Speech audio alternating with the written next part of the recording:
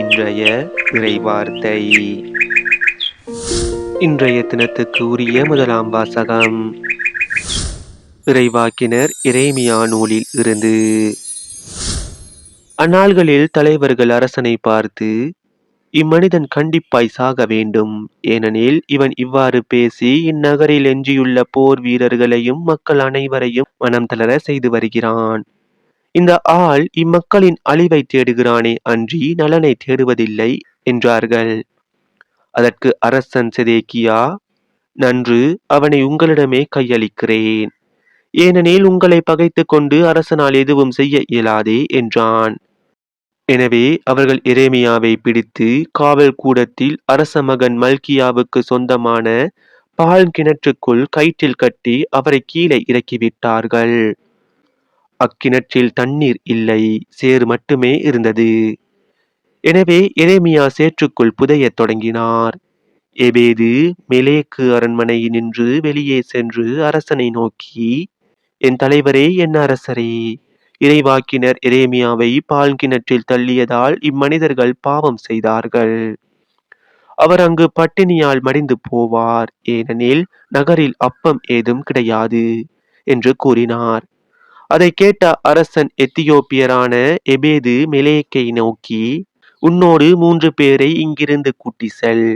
இறைவாக்கினர் எரேமியா சாவதற்கு முன்பே கிணற்றினின்று அவரை தூக்கிவிடு என்று கட்டளையிட்டான்.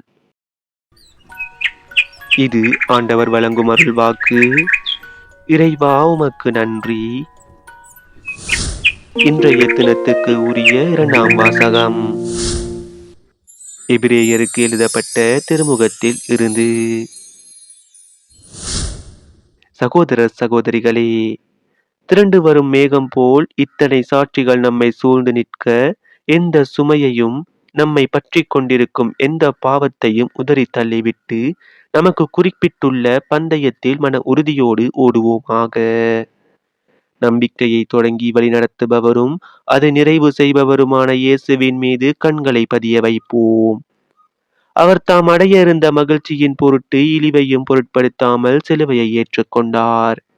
இப்போது கடவுளது அரியணையின் வலப்பக்கத்தில் வீற்றிருக்கிறார்.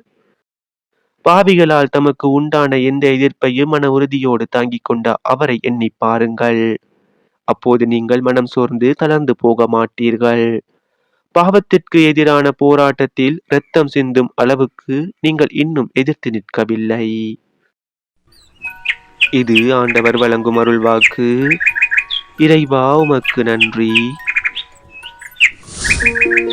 இன்றைய தினத்துக்கு உரிய நற்செய்தி வாசகம் லூக்கா எழுதிய தூய நற்செய்தியில் இருந்து. அக்காலத்தில் இயேசு தம் சீடரை நோக்கி கூறியது, மண்ணுலகில் தீமுட்ட வந்தேன். அது இப்பொழுதே பற்றி எரிந்து கொண்டிருக்க வேண்டும் என்பதே என் விருப்பம். ஆயினும் நான் பெற வேண்டிய ஒரு திருமுழுக்கு உண்டு. அது நிறைவேறும் அளவும் நான் மிகவும் மன நெருக்கடிக்கு உள்ளாகி இருக்கிறேன். மண்ணுலகில் அமைதியை ஏற்படுத்த வந்தேன் என்றா நினைக்கிறீர்கள்? இல்லை, பிளவு உண்டாக்கவே வந்தேன் என உங்களுக்கு சொல்கிறேன். இது முதல் ஒரு வீட்டில் உள்ள 5 2 எதிராக 3 3 எதிராக 2 பிரிந்திருப்பர். தந்தை மகனுக்கும், மகன் தந்தைக்கும், தாய் மகளுக்கும், மகள் தாய்க்கும், மாமியார் தன் மருமகளுக்கும், மருமகள் மாமியாருக்கும் எதிராக பிரிந்திருப்பர். இது நம் கிறிஸ்து இயேசு வழங்கும் வாழ்வு தரும் நற்செய்தி. கிறிஸ்துவே, உமக்கு புகழ். இன்றைய தினத்துக்கு உரிய சிந்தனை துளிகள். 2ஆம் திருமுழுக்கின் மன நெருக்கடி. இயேசு முதலில் பெற்றது யோவானின் திருமுழுக்கு. அது நியமங்களை நிறைவேற்றுவதற்காகவும் பிறருக்கு எடுத்துக்காட்டாய் இருப்பதற்காகவுமே. 2வது திருமுழுக்கு இயேசுவின் பாடுகளையும் இறப்பையும் குறிக்கின்றது. 2வது திருமுழுக்குத்தான் பிறர் மீட்படைய, பிறருக்கு வாழ்வு வழங்க.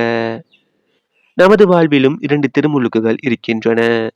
நாம் பிறந்தது போல பெற்ற திருமுழுக்கின் வழியாக திரு அவையின் உறுப்பினர்களானோம்.